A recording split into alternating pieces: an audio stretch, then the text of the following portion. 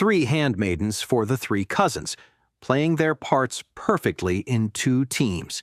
How had they already found the classroom, class, and school they were in? Was there a skilled spy in the school? Though the constant exchange of groups, pretending not to know each other. It was an entertaining game of actresses and also served as study for their future lives in high noble positions. Learning to act and be a spy was part of why she was here, after all. Watching her cousin was her original mission, though lately the headmaster, the only adult who knew the truth, seemed more interested in knowing about the mushroom boy than her cousin and the king's daughter. It was fine. She wouldn't have been able to fulfill the real mission anyway. She loved her cousins, besides. Her cousins had always been observant, even when pretending not to be. The mission would have failed.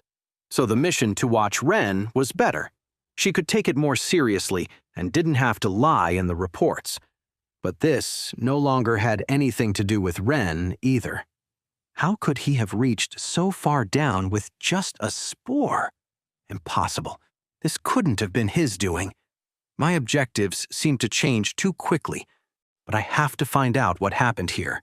At 275 meters, she found the first signs of deep assassins, proboscis marks on the walls and remains of consumed prey. But something had driven them away.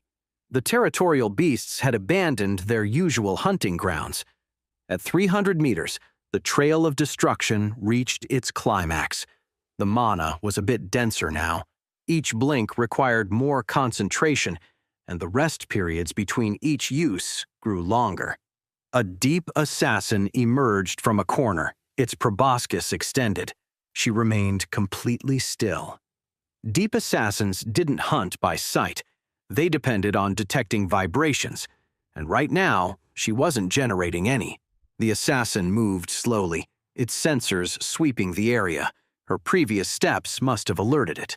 When the beast came too close, she panicked, took a step back, and used her ability, appearing several meters beyond. The assassin advanced to the location of the last step and stopped, confused. Its prey's vibrations had completely disappeared.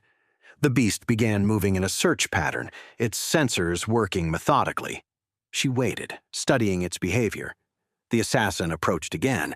This time, when she transported, she did it behind a rock formation she had been studying. But it wasn't perfect. The sound of her landing was muffled, but not far enough. The assassin felt it. She needed a more distant target to lose it.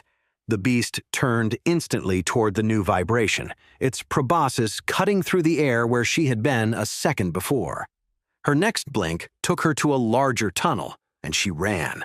The assassin pursued her, guided by her footsteps' vibrations.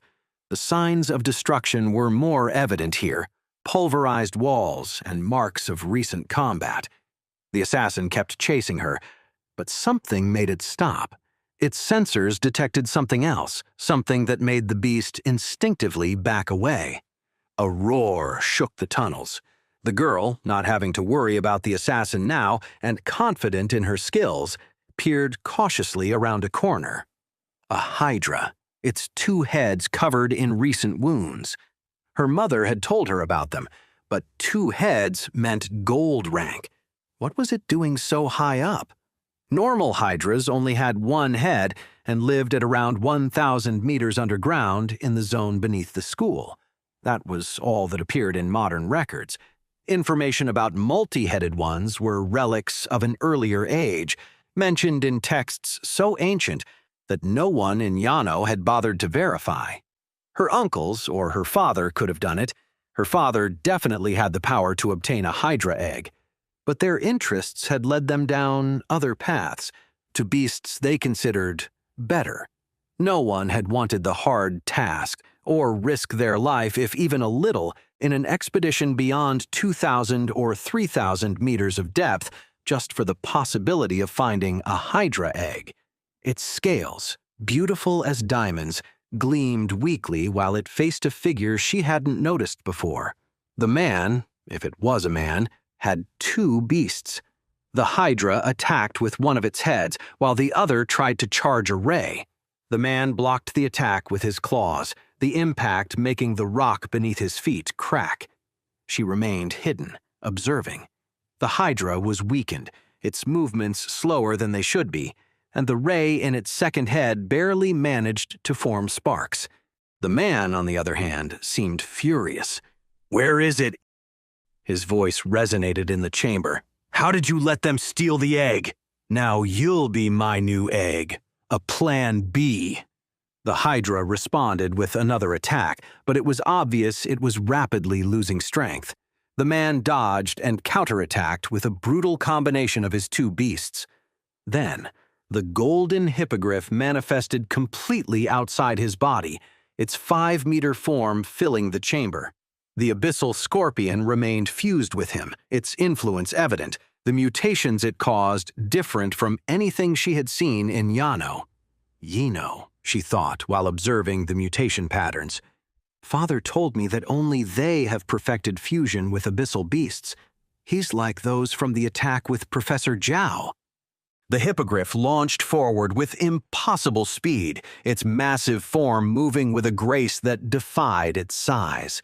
The hydra tried to defend itself, but its movements were already too slow. In an instant of perfect violence, the griffin's claws cut cleanly through one of the hydra's diamond necks. The girl held her breath, watching in horrified fascination.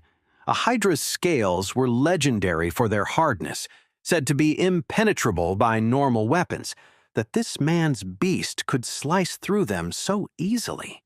The hydra roared with its remaining head, a sound of agony and fury that echoed through the chamber. "It will die soon," the girl realized. "What a waste," she thought, while watching the magnificent beast stagger. She herself had been lucky. Her own beast was superior by current standards. But seeing this understudied creature, its beautiful gleam even in its moment of defeat, it was time to leave. She had enough information. If the man was strong enough to kill a 2-headed hydra, the girl began her own ascent, processing what she had witnessed. The headmaster needed to know about this. The presence of someone from Yino with beasts of that level, the hydra, the mentioned egg. In her last glance at the scene, she saw something that made her blood freeze. The man had slightly turned his head, his eyes focusing for an instant on the spot where she had been observing. She began blinking backward, using her ability to move between visual anchor points. One blink, then another, each taking her further from the battle, her heart pounding. He had noticed her. Perhaps not clearly, but he had sensed her presence. Wait, that's not the end. You've just had a free taste. Now get the full story on the Pocket FM app, link in description. Check out our next video and playlist, and don't forget to like, share, and subscribe.